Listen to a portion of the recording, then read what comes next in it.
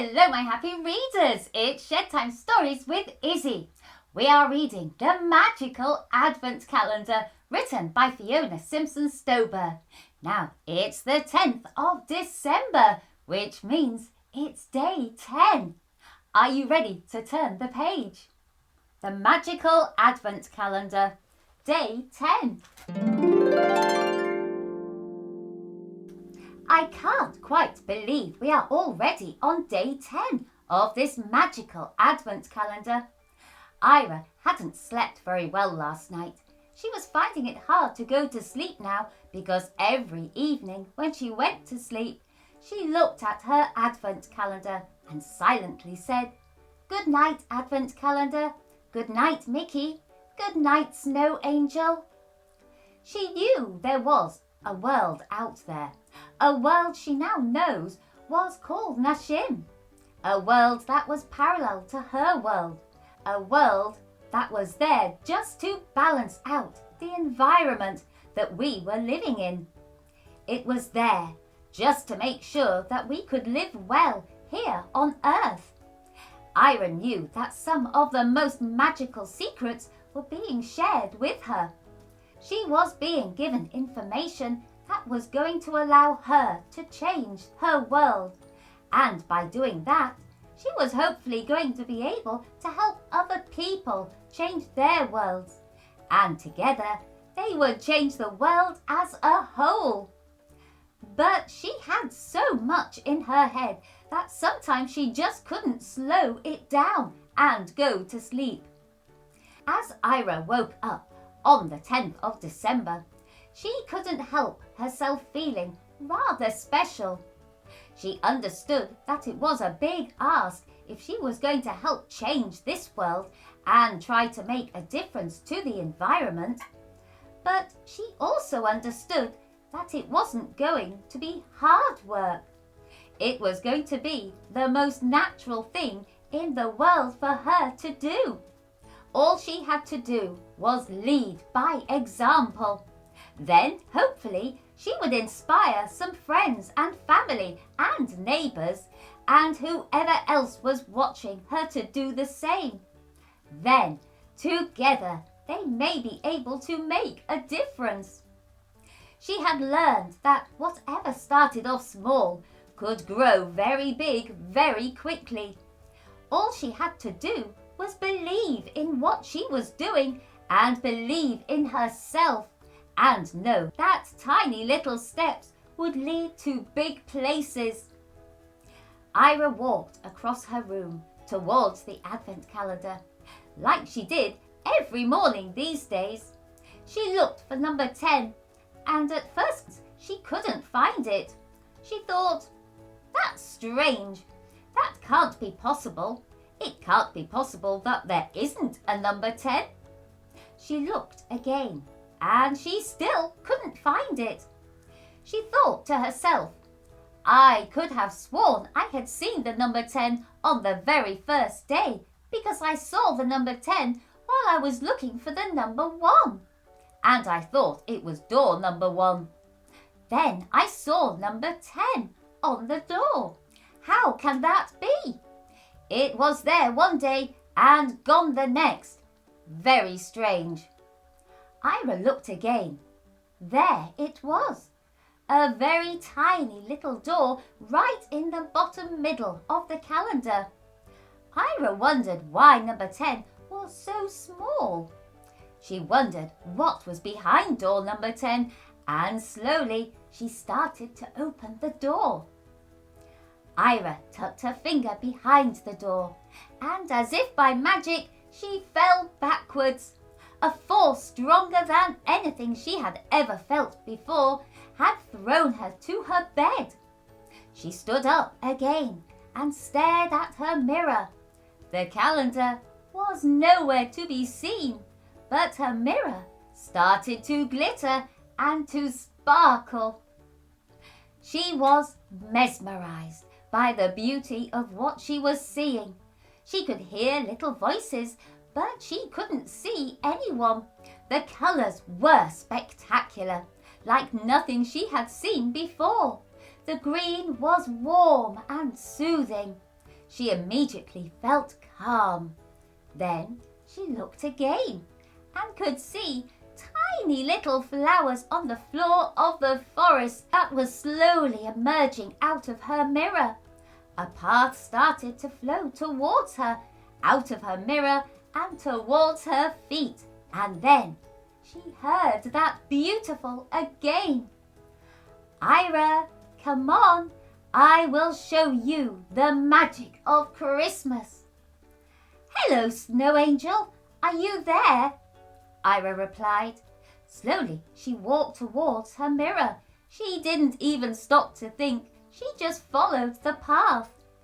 Suddenly there was a wind behind her and she fell into a spiral.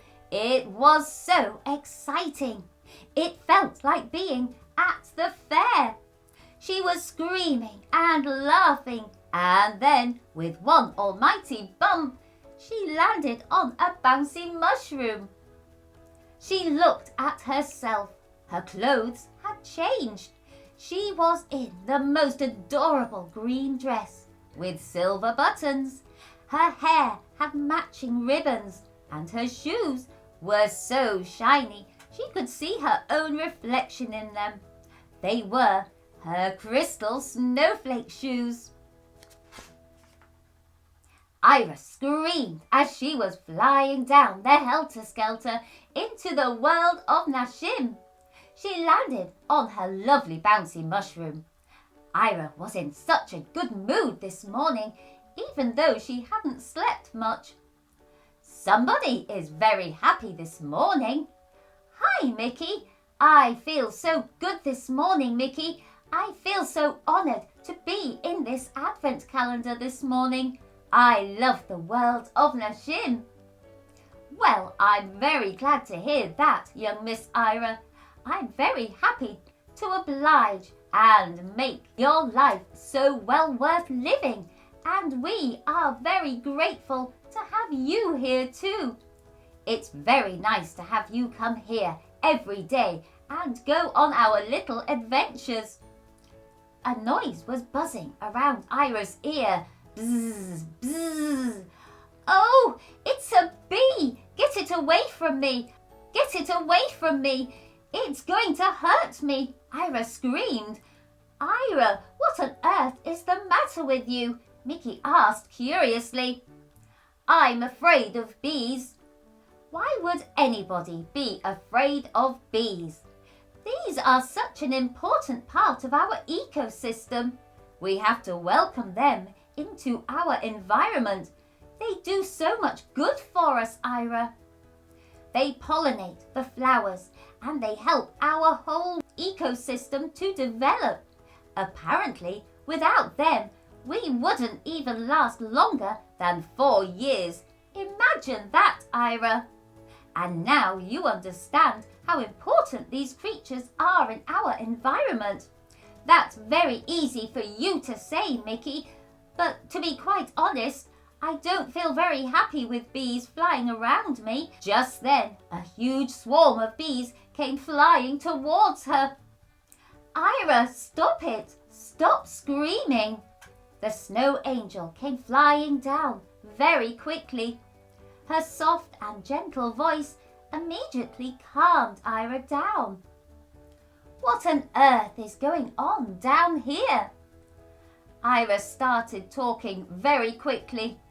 Well, I don't actually feel very comfortable with the bees. I don't like them. I'm afraid of them. My dear Ayria, I am very sorry to have to tell you this, but you're going to have to find a way to live with them because they're very important to you and your ecosystem. Do you know, without them, your planet couldn't even survive. Ayria stopped her little tantrum. She noticed the bees were actually all around her, but they were not doing anything to her. She felt so silly. Oh, Snow Angel, I'm sorry. I don't know why I behaved like that. You behaved like that because that's the way most people behave when they see bees. But do you know why bees and wasps and many other insects actually attack you, it is because they're afraid of you. They are more afraid of you than you are of them. If you just let them be and let them live on and do their job, they would actually only be of benefit to you. Ayria started to walk with the Snow Angel and Micky. They were in one of her favourite places again. They were in the poppy fields. The poppies were so pretty. Not just red ones, but orange, purple, and even white ones. All at once there was a beautiful smell. It really was a gorgeous smell.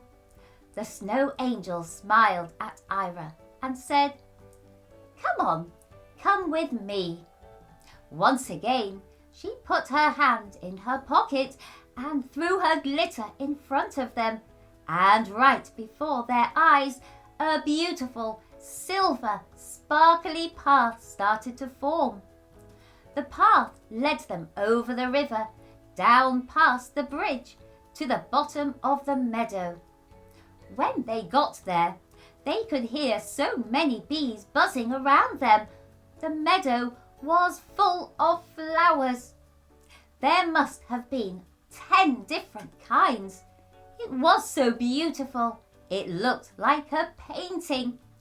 The smell, once again, was exquisite. "Micky, can we pick some of the flowers and then I can take them home for my mummy?"